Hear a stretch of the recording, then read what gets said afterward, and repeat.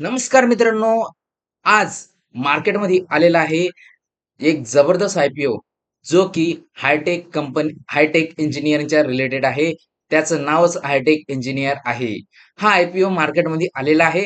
तर आपण या आयपीओच्या संदर्भामध्ये संपूर्ण माहिती या ठिकाणी घेणार आहे आणि समजून येणार आहे की हा हायटेक इंजिनिअर आयपीओ कशाशी रिलेटेड आहे, तिचा बिझनेस मॉडेल आणि स्ट्रेंथ, वीकनेस या ठिकाणी संपूर्ण माहिती या ठिकाणी घेणार आहोत. तर शेवटपर्यंत बघा, व्हिडिओला लाईक करा, चॅनलला सबस्क्राईब करा आणि बेल आयकॉन सुद्धा दाबा. तर चला सुरू करूया. आयपीओची डिटेल पासून आपण सुरू करूया. तर बघा, कंपनी जी आहे 24 ऑगस्टला या ठिकाणी ओपन झालेली आहे आणि 27 ऑगस्ट आहे त्या ठिकाणी आयपीओ क्लोज होणार आहे. प्राइस बँड तिचा 50 टू 53 च्या दरम्यान असणार आहे. लॉट साईज हा 283 शेअर असणार आहे. इश्यू साईज हा 135.73 सीआर असणार आहे. जर इश्यू स्ट्रक्चर बघितलं तर आपल्याला या ठिकाणी फ्रेश इश्यू हे 60 सीआर आहे आणि ओएफएस फॉर सेल हे 70.73 सीआर या ठिकाणी बघायला मिळतंय. त्यानंतर बघा, कंपनी जी रिटेल अप्लिकेशन बघितली तर एक लॉट साईज आपल्याला खरेदी करायचा आहे आणि त्यामध्ये 283 शेअर येणार आहे आणि टोटल आपल्याला इन्व्हेस्टमेंट लागणार आहे 15,000. तर ठीक आहे. त्यानंतर बघा, कंपनी अलॉटमेंट हे 28 ऑगस्टला होणार आहे आणि एक्सपेक्टिंग लिस्टिंग जे होणार आहे 1 सप्टेंबरला होणार आहे. ठीक आहे. तर या ठिकाणी आपण आयपीओ डिटेल समजून घेतली. त्यानंतर बघा, कंपनीचा बिझनेस मॉडेल. कंपनी एक नंबर इंजिनिअरमध्ये प्रोडक्शन तयार करते. तर बघा, या ठिकाणी कंपनीच्या नावामध्येच इंजिनिअरिंग आहे, त्यामुळे बिझनेस मॉडेल सुद्धा इंजिनिअरिंगच्या रिलेटेडच आहेत. तर बघा, कंपनीचा जो बिझनेस आहे, ती कंपनी बनवते काय, तर बघा, कंपनी जी आहे एक इंजिनिअरिंग कंपनी असून ती एक हायड्रोलिक फिटिंग मॅन्युफॅक्चरिंग कंपनी आहे. कंपनी इंडस्ट्रियल साठी हायड्रोलिक्स फिटिंग्स डिझाईन आणि मॅन्युफॅक्चरिंग सप्लाय करते. तर याच कंपनीच्या पोर्टफोलिओमध्ये जर बघितलं तर कंपनी डीएनआय मॅट्रिक फिटिंग्स, त्यासोबत जेएसयू फिटिंग्स, त्यानंतर ओआरएफएस फिटिंग आणि कन्व्हर्जन्स फिटिंग, त्या ठिकाणी कस्टमाइज फिटिंग, अशा प्रकारच्या फिटिंग त्या पद्धतीने करण्याचा प्रयत्न करते. ग्राहकाच्या गरजेनुसार ते आपले कस्टमाइज फिटिंग तयार करते. तर बघा, या ठिकाणी मी एक तुम्हाला इमेज दिलेली आहे. त्या इमेजमध्ये ती प्रोडक्शन तयार करताना आपल्याला त्या ठिकाणी दिसत आहे. तर बघा, कंपनी जवळ 11,000 पेक्षा 11,000 पेक्षा जास्त एसक्यूयू बघायला मिळते. आता बघा, कंपनी पैसा कसा कमावते बघा.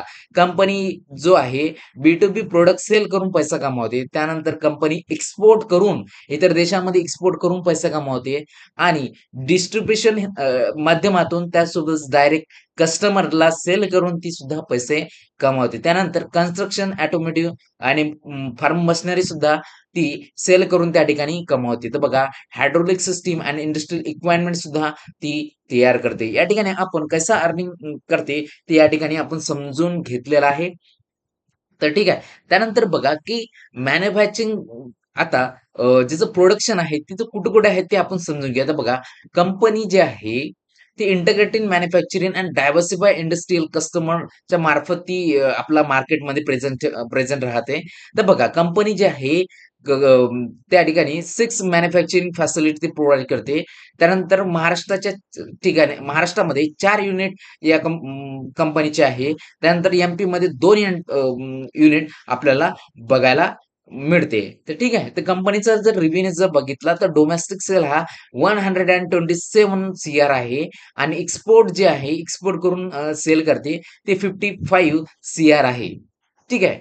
त्यानंतर बघा, की आयपीओचा फंड जो आहे ते 29 सीआर जे आहे ते कॅपिटल आता आयपीओ मध्ये जो पैसा कलेक्शन होणार आहे त्याच्या मार्फत काय केले जाणार, तर बघा, कंपनी जो आयपीओ मार्फत जो फंड होणार आहे तो 29 सीआर हा कॅपिटल एक्सपेंडिचर म्हणून त्या ठिकाणी यूज करणार आहे. त्यानंतर 60 सीआर हा रिपेमेंट करण्यासाठी यूज केले जाणार आहे आणि जो शिल्लक राहिलेला पैसा आहे तो जनरल पर्पज साठी त्या ठिकाणी यूज केला जाणार आहे. हे तुम्हाला कळलं असेल, मार्केटमध्ये कसं प्रेझेन्स आणि आयपीओचा फंड कसा अलोकेशन करणार आहे, ते या ठिकाणी आपण जाणून घेतलं. त्यानंतर बघा, कंपनीचा सर्वात महत्त्वाचा असलेला भाग तो म्हणजे फायनान्शियल परफॉर्मन्स. आता फायनान्शियल परफॉर्मन्स मध्ये आपण 2च घटक बघतो, एक म्हणजे रिव्हेन्यू आणि दुसरा पॅट. आता बघा, 2024 ते 2000 financial year 24 to financial year 26 पर्यंत आपण या डेटा बघत आहोत. तर फायनान्शियल इयर 24 मध्ये जो रेव्हेन्यू होता 141 सीआर, त्यासोबत पॅट जो होता 11 सीआर आणि फायनान्शियल इयर 25 मध्ये 166 सीआर आणि पॅट हा 19 सीआर होता. तर फायनान्शियल इयर 26 मध्ये रेव्हेन्यू हा 193 सीआर आणि पॅट हा 22 सीआर या ठिकाणी बघायला मिळतोय. तर बघा, कंटिन्युअसली आपल्याला रेव्हेन्यू मध्ये वाढ होताना आपल्याला दिसून दिसून येत आहे. त्याचसोबतच पॅट जर बघितलं तर पॅटमध्ये पण सातत्याने वाढ होताना आपल्याला त्या ठिकाणी बघायला मिळत आहे. तर बघा, रेव्हेन्यू जो आहे financial year 25 24 to financial year 26 मध्ये हा आपला मजबूत वाढ होताना आपल्याला दिसून येत आहे. आणि त्यानंतर प्रॉफिट जर बघितलं कंपनीचा 20 24 ला 11 टू आला डायरेक्ट 26 ला 22 सीआर पर्यंत गेलेला आहे. जर डेप्थचा ट्रेंड जर बघितला तर आपल्याला फायनान्शियल 25 मध्ये 43 या सीआर वरून आपल्याला फायनान्शियल इयर 26 मध्ये हा 29 सीआर वर गेलेला आपल्याला ट्रेंड बघायला मिळतो. अशा पद्धतीने आपण संपूर्णपणे या ठिकाणी फायनान्शियल परफॉर्मन्स जाणून घेतली, रेव्हेन्यू आणि पॅट समजून घेतला.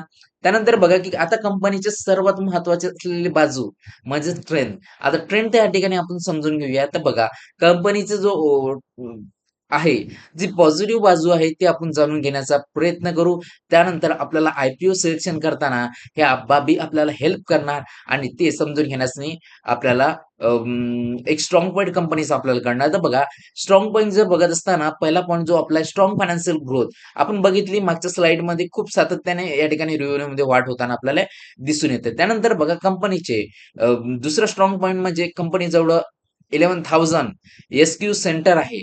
ठीक आहे. कारण कंपनीजवळ एक मोठा आणि डायव्हर्सिफाईड पोर्टफोलिओ आहे. सेकंड आपल्या ठिकाणी या ठिकाणी स्ट्रॉंग पॉइंट आपल्याला बघायला मिळतो. त्यानंतर बघा, थर्ड जो आपला स्ट्रॉंग पॉइंट आहे तो म्हणजे इंटिग्रेटेड मॅन्युफॅक्चरिंग.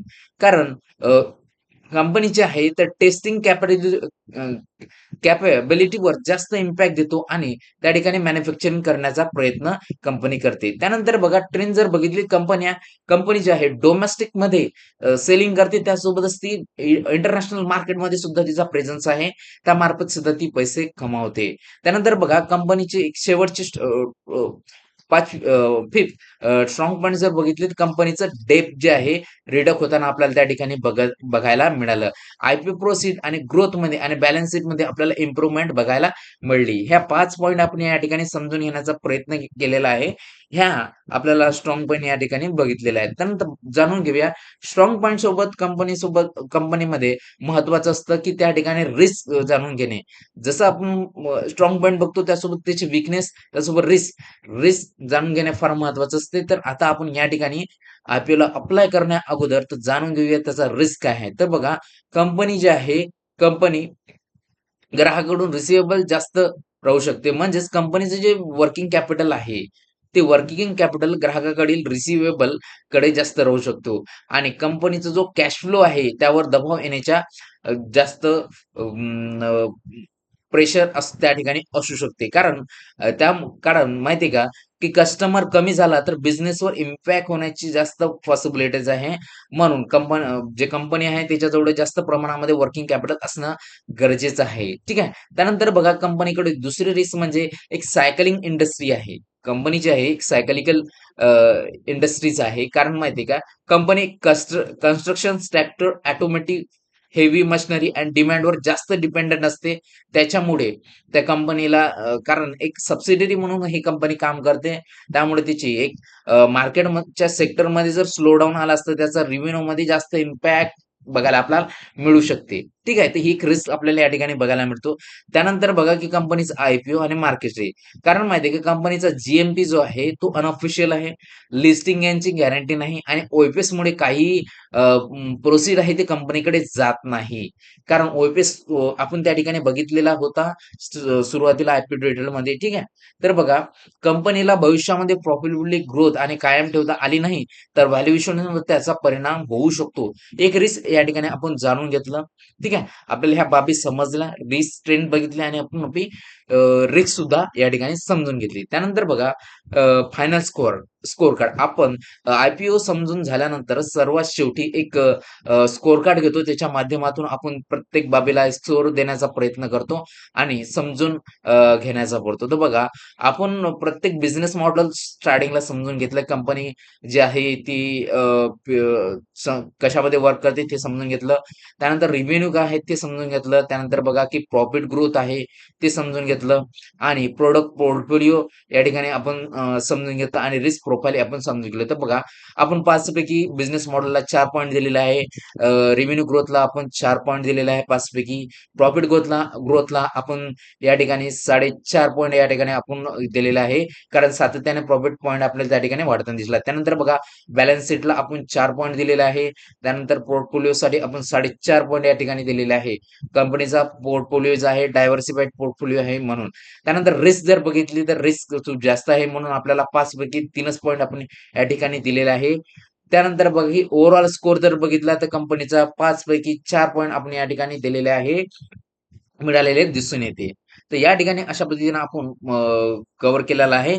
तरी तर अप्लाय करण्या अगोदर कंपनीला अप्लाय करण्या अगोदर तर बघा 15,000 आपल्याला टोटल इन्व्हेस्टमेंट लागणार आहे अप्लाय करण्यामध्ये. पण एवढं लक्षात ठेवा, की बघा माझ्या मते हा हायटेक जो इंजिनिअरिंग आयपीओ हा ब्लाइंडली अप्लाय करायचा नसतो. तर बघा कारण माहिती आहे, की कंपनीचे पॉझिटिव्ह पॉइंट आपण या ठिकाणी जाणून घेतले. बिझनेस स्पेशलायझेशन आपण त्या ठिकाणी जाणून घेतलं.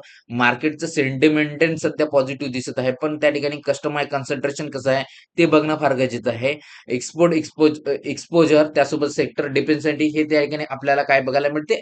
रिस्क बघायला मिळते. आणि या ठिकाणी आपण स्ट्रॉंग बट दिलेला आहे. पण बघा या सगळ्या गोष्टी आपण या ठिकाणी बघितल्या. पण त्या अगोदर फायनल सबस्क्रिप्शन आणि जी हे बघणे फार गरजेचं आहे. कंपनीचा ट्रेंड बघणे फार गरजेचं आहे. या ठिकाणी आपण पूर्ण ओव्हरऑल या ठिकाणी माहिती घेण्याचा प्रयत्न केलेला आहे. परंतु लिस्टिंग होण्या अगोदर जी आणि सबस्क्रिप्शन बघणे फार गरजेचं आहे. तर बघा तुम्ही हायटेक इंजिनिअरिंग आयपीओ मध्ये अप्लाय करणार आहात का? तर कमेंटमध्ये नक्की सांगा आणि अशाच आयपीओ रिव्ह्यूसाठी चॅनलला सबस्क्राईब करा. भेटूया नेक्स्ट आयपीओ मध्ये. धन्यवाद.